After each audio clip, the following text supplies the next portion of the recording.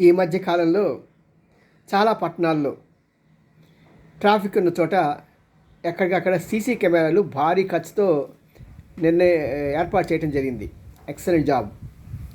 కానీ ఒక సినిమాలో తాళం వేసింది గొల్లుము మచ్చితిని అన్నట్టుగా ఇది ఏర్పాటు చేయటంలో ఉన్న హడావిడి, ఆ నిబద్ధత దాని మెయింటెనెన్స్లో ఉండట్లా.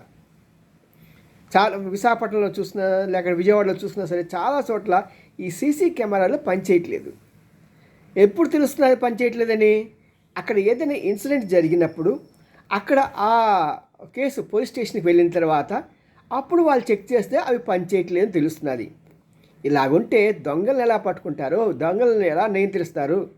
దీనికి ఏం చేయాలంటే కమిషనర్ కానీ ఆ ఎస్పీ కానీ ఎవరైనా సరే దీనికి ఒక స్క్వాడ్ని పెట్టాలి. ప్రతిరోజు చెక్ చేస్తేనే ఈ యొక్క సీసీ కెమెరాల ఉపయోగం. లేకుంటే దొంగలకి సైర విహారం.